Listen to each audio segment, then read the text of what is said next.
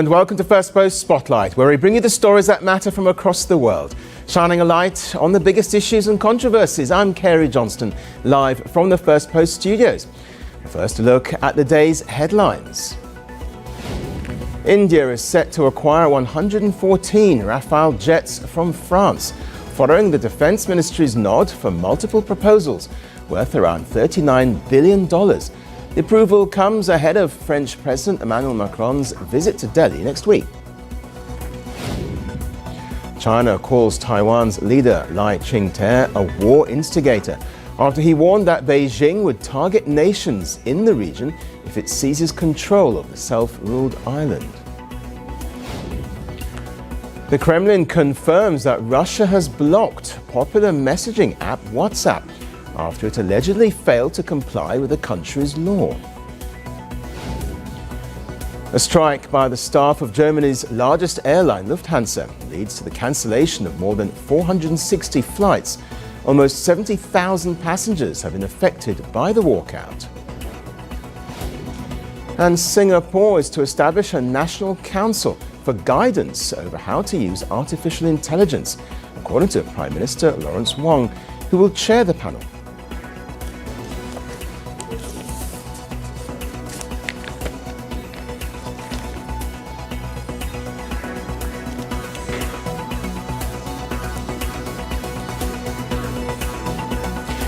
We'll begin with the latest from Bangladesh. The voting has concluded in the country's first general election since the deadly 2024 protests that ended Sheikh Hasina's 15-year rule. And the stakes could not be higher.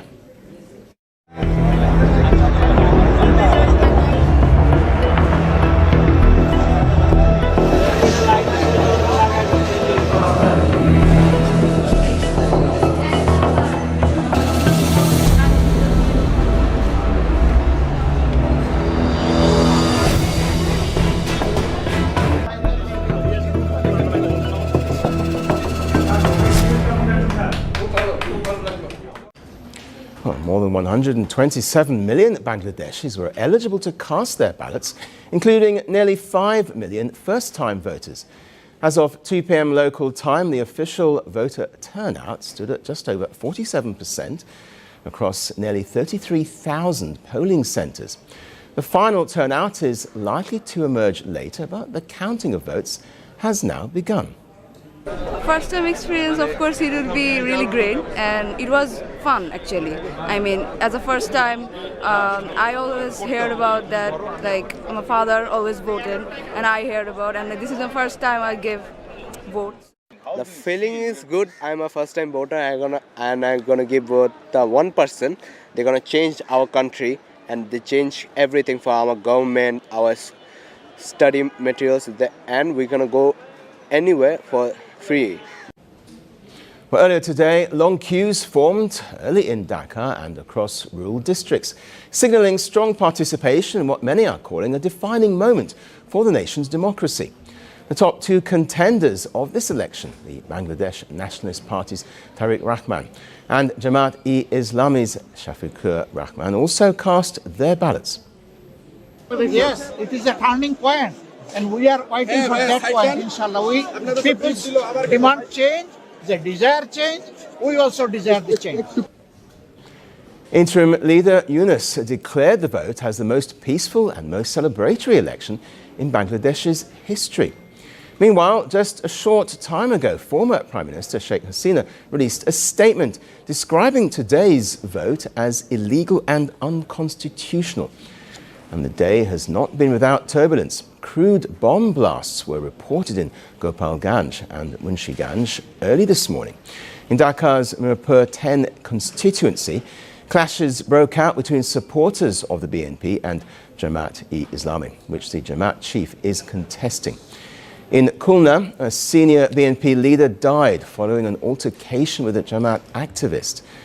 The two parties dispute the circumstances surrounding his death. Well, nearly 1 million security personnel have been deployed nationwide. 3 presiding officers have been removed over allegations of irregularities in the country's south. And amid the unrest, the army chief urged voters to cast their ballots without fear. calling it a very important day for the country. Well, beyond electing a new government, Bangladesh is also voted in a crucial referendum on constitutional reforms. The proposals include term limits for prime ministers, the creation of an upper house of parliament, and stronger institutional safeguards aimed at preventing a return to one-party dominance. With Sheikh Hasina's Awami League barred from contesting, the main battle remains between the Bangladesh Nationalist Party and an alliance spearheaded by Jamaat-e-Islami. Jamaat, once banned under Hasina's government, is contesting again after its political registration was restored last year.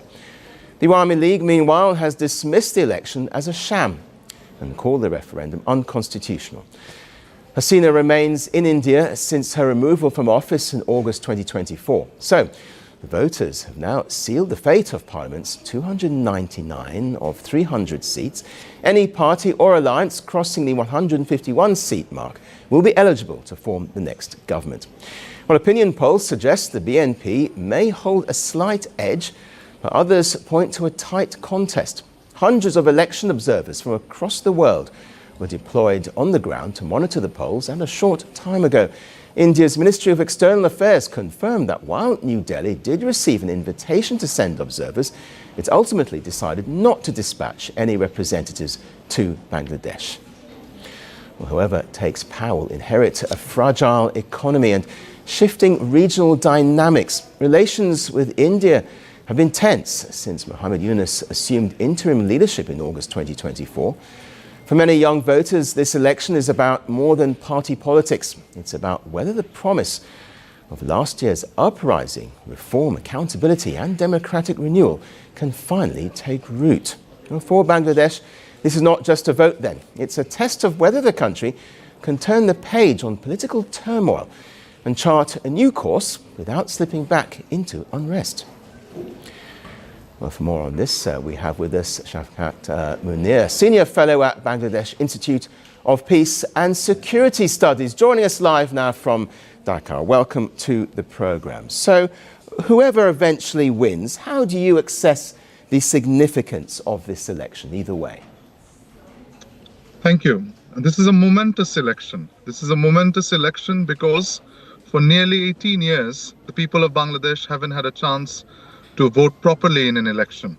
The last three elections in 2014, 18 and 24 could hardly be called elections because they were marked by flagrant irregularities. So this was an opportunity for the voters of Bangladesh, amongst which there are many first-time and young voters, to cast their vote and set this country on the course for a democratic revival once again. Yeah, you mentioned young voters there. And what has been the significance of the youth vote in this election, in your view? Well, the sheer numbers, 45 million first-time voters, nearly 60 million first-time and young voters, people who were at the vanguard of what I call the monsoon revolution. They have aspirations for a country which is forward-looking, which is modern, which is prosperous, and they also want to create a just society. So many of them have come out to vote, and they want a new Bangladesh to be created where we will be on the path to economic progress, to economic success, which will be a technology-driven society. These are the aspirations of the young people. And with those aspirations, there were also some very important other aspects to this vote, weren't there, including constitutional reforms. How do you assess that? Yes, we have also had a referendum. It remains to be seen how the referendum went and what the results will be. But there are also aspirations related to constitutional reform, structural reform, and so on. And we hope that a newly elected, democratically elected political government would be able to implement those reforms. OK, we'll leave it there. Shafkat Munir, thank you very much indeed for joining us. Thank you for having me. And moving on to our next story now. North Korea's leader, Kim Jong-un, appears to be moving closer to naming his teenage daughter as his successor, according to South Korea's intelligence agency, in a rare hint about the secretive regime's future leadership. South Korea's National Intelligence Service has told lawmakers that Kim Jong-un is now taking steps that point to the formal designation of his daughter, Kim Ju-ai, as his heir. Well, the agency says this marks a shift from earlier assessments that only described her as the most likely successor. Well, very little is publicly known about Kim Ju-ai. She's believed to be in her early teens and is the only child of Kim Jong-un, who has been openly acknowledged by North Korea's state media. She first appeared publicly in 2022 and has since been increasingly shown alongside her father at major military and state events. South Korean lawmakers say she's no longer just appearing in public, but is also being positioned more prominently, including at events linked to the armed forces and at symbolic national sites.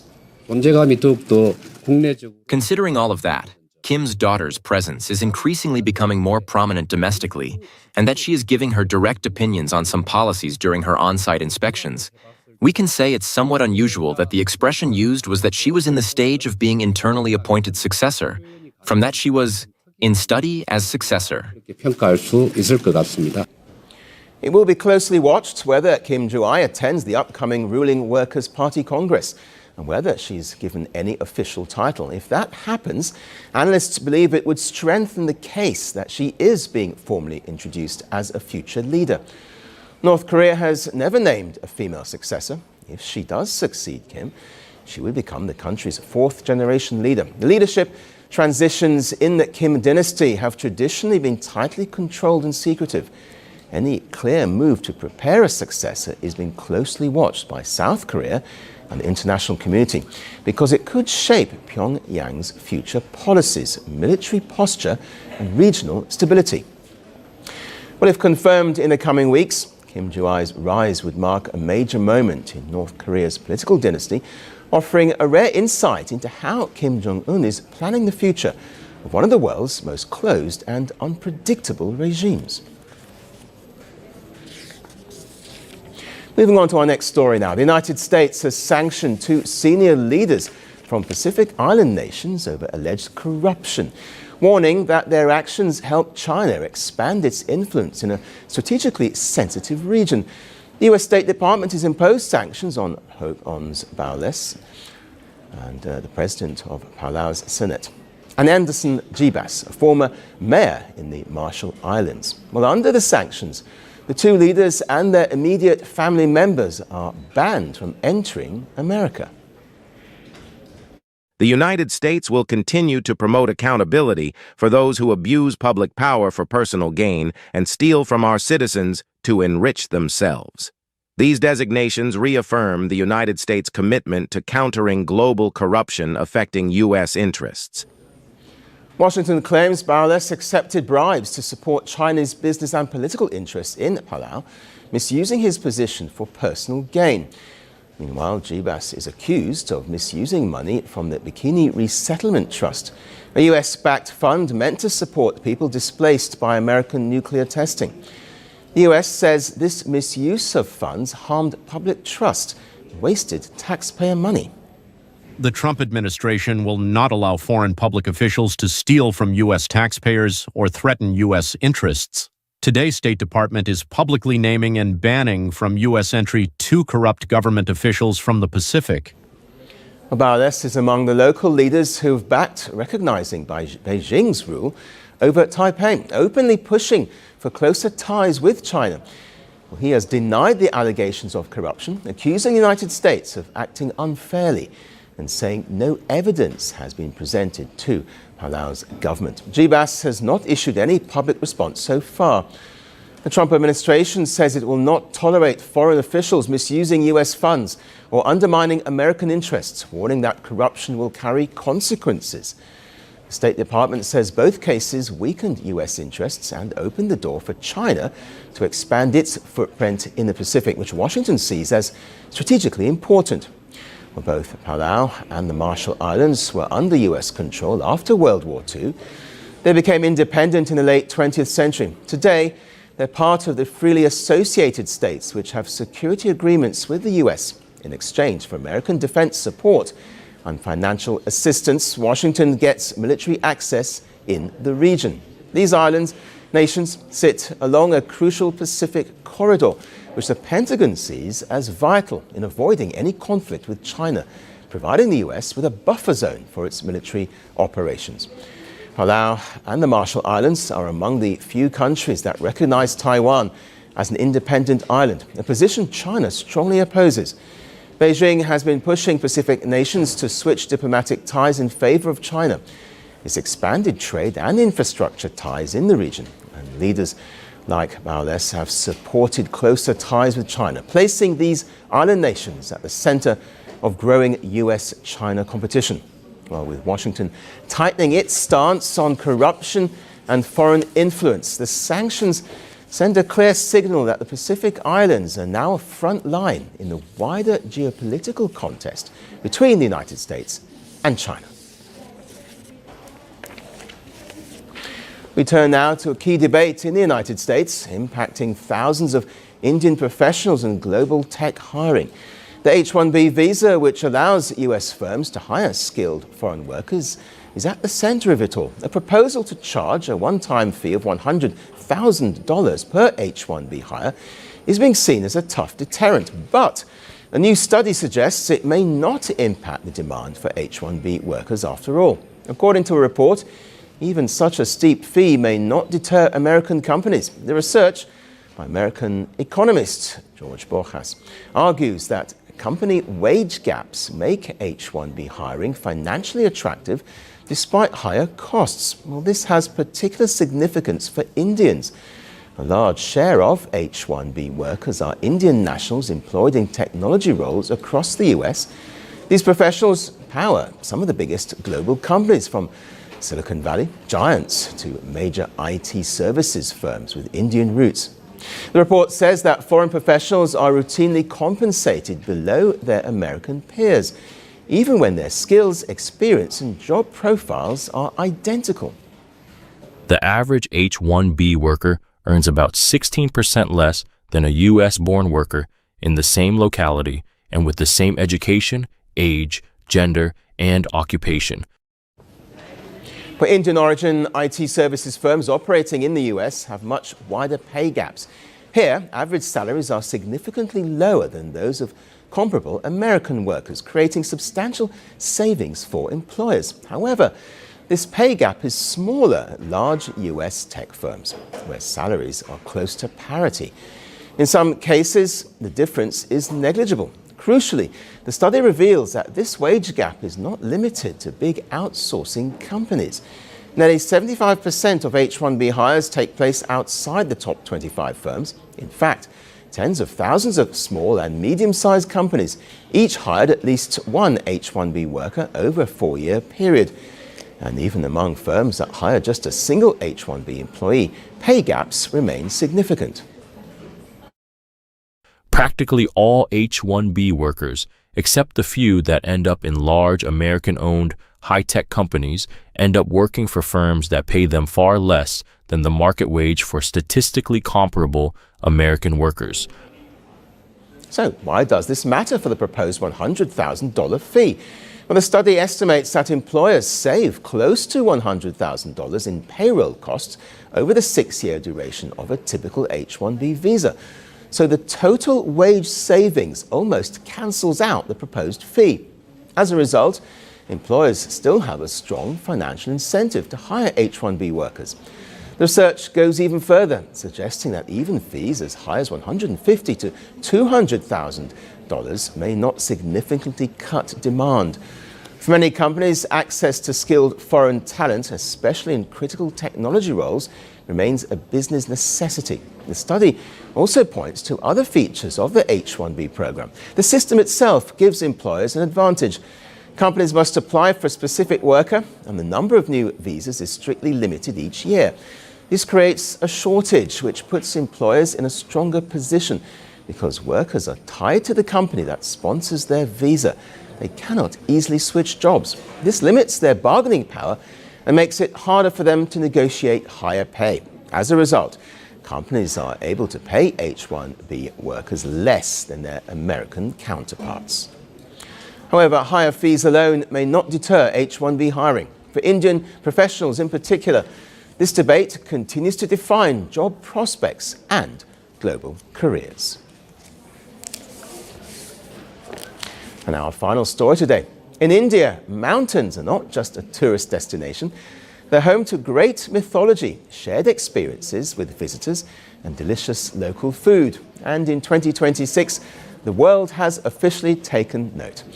Himachal Pradesh, often called the land of gods, has been named as one of the most welcoming regions on earth by online tourist travel site Booking.com. Not only did it make the global top 10, but it also became the only Indian destination on the list, ranking 5th worldwide. The rankings were compiled after analysing more than 370 million verified traveller reviews from across the globe. And instead of focusing on landmarks or luxury alone, the ranking measures something harder to quantify, which is how travellers feel they were treated. The global rankings placed Himachal Pradesh alongside destinations like the US, Mexico, Canada, Spain, Germany, Thailand, the Netherlands, Greece and Panama. Well, meanwhile, the list of most welcoming cities included places from Italy, Taiwan, the UK, Japan and Australia, celebrated not just for their beauty, but for how they treat visitors. Himachal Pradesh's charm has never been limited to postcard landscapes. It is now snow-capped peaks in Spiti, pine-covered slopes in Manali and colonial promenades in Shimla, a complete delight for visitors. ये मेरा first time है snow का और बहुत अच्छा लग रहा है। ऑब्वियसली ठंड बहुत ज़्यादा है लेकिन बहुत प्यारा है। अगर किसी को सच में विजिट करना हो तो मनाली आना चाहिए फॉर हैवी स्नो। नहीं बिल्कुल भी नहीं, अनएक्सपेक्टेड था। अभी तक ये था कि हाँ बारिश हो सकती है बट स्नो अनएक्सपेक्टेड था। बहुत अच्छा एक्सपीरियंस है। But what travellers remember most is often smaller. A shopkeeper offering tea during a sudden snowfall, or a host insisting you try homemade pickles before leaving, perhaps, or a stranger giving directions that turn into a conversation. In an age of self-check-ins and keyless rooms, the state's tourism still runs on eye contact and warmth. The ranks aren't about five-star properties competing with global resorts. It's about travellers feeling looked after and recognised and welcomed in a place far from home. Well, the mountains, after all, were always spectacular. Well, now the world has formally recognised that in Himachal Pradesh, hospitality is not just a service industry, it's a way of life. That's all we have time for on the show today, but we'll see you again tomorrow. Thanks for watching. Bye-bye. From breaking news to the day's biggest controversies, shedding light on the world's top headlines, detailed analysis on the stories that matter the most to you. Catch it all on Spotlight at 6 p.m. India time and 12:30 GMT, only on Firstpost.